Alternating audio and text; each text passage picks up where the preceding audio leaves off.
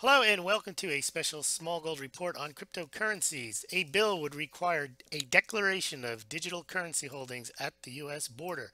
Proposed U.S. bill would require a declaration of digital currencies of holders entering the United States in excess of $10,000. The bill would require that the United States Secretary of Homeland Security and the Commissioner of U.S. Customs and Border Protection to devise a strategy to interdict and detect digital currencies at the U.S. border crossings and other points of entry.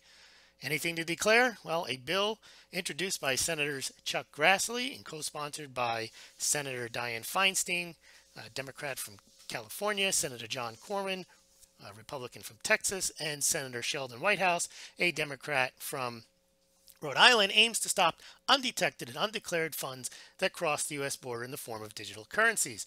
Proposed U.S. Bill S.1241, Combating Money Laundering, Terrorist Financing, and Counterfeiting Act of 2017, contains a provision that will require the Secretary of Homeland Security and the Commissioner of U.S. Customs and Border Protection to, quote, devise a border protection strategy to interdict and detect prepaid access devices, digital currencies, and other similar instruments at border crossings and other ports of entry for the United States, including an assessment of the infrastructure needed to carry out the strategy.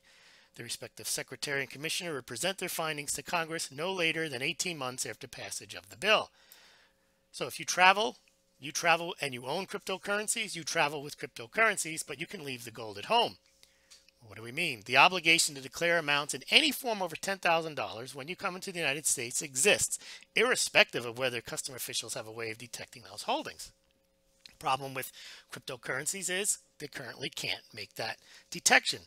And since digital currencies technically travel with the holder wherever the holder goes, one would have to declare one's entire crypto portfolio each time the holder entered the United States.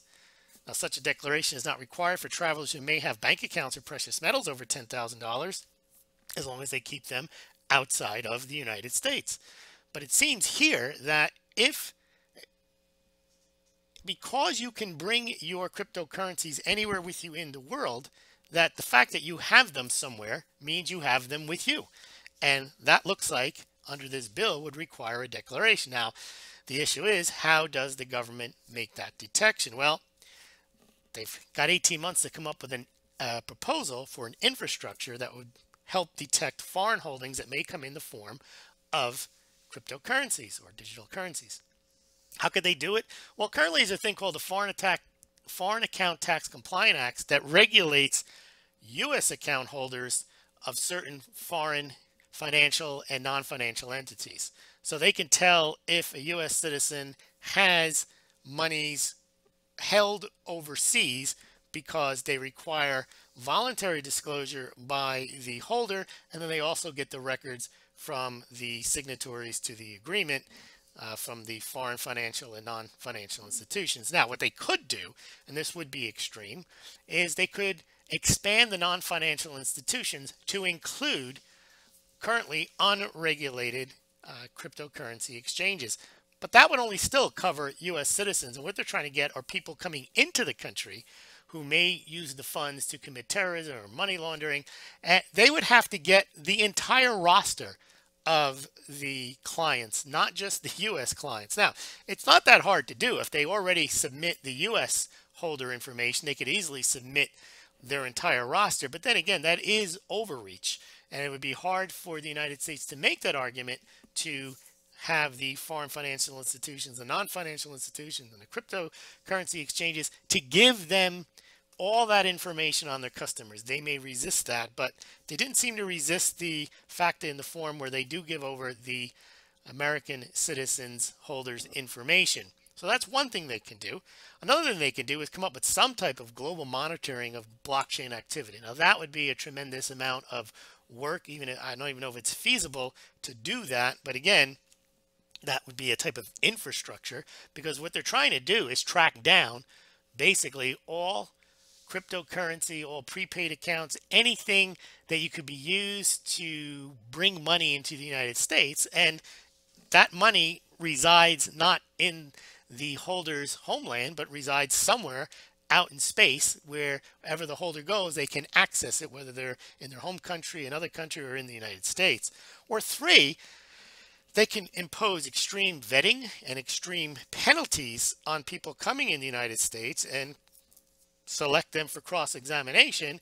And if they determine that they are not telling the truth, or they have not disclosed their holdings, they can impose extreme penalties on them. So we'll have to wait and see what the commissioner comes up with, and what the Secretary of Homeland Security come up with. But this seems like they're determined to stop monies coming in, because one of the things that criminals use are cryptocurrencies, and of course they also use US dollars. But the thing with dollars is you can detect dollars. They even have dog sniffing, not dogs, dollar sniffing dogs that can detect when people are carrying dollars. That's how good a dog's nose can be. They can actually detect, I don't know what they use, whether it's the ink or whatever it is, but currently there is no reliable means to detect cryptocurrencies coming into the countries. If you enjoyed this report, please consider donating to Smaulgld via PayPal or via Bitcoin at the links below this YouTube. Also, consider buying your precious metals. It's not investment advice, but if you are going to buy precious metals, you can do so through the site and through the links below. And Smaulgld makes a small commission on the sales, and you pay no more, no less than if you visited those sites directly. We have affiliate arrangements with BJSC, Golden Eagle Coins, SD Bullion, and Money Metals Exchange. You can compare pricing and shipping, and you pay no more, no less, and you make your purchases, and Smaulgld gets its small commission. You can also open a Coinbase account where you can buy and sell Bitcoin, Ethereum, and Litecoin through Coinbase. You get $10 worth of Bitcoin, again, for signing up, and also Smaulgld gets $10 worth of Bitcoin. This is not advice for you to go out and trade Bitcoin, but if you are going to do so, you've done your research, you've consulted with your financial advisor, accountant, and so on. And Coinbase is one way in which you can do that. And if you decide to do so, you open the account and they fund your account with $10 worth of free Bitcoin, and they do the same for me. Thank you very much for listening.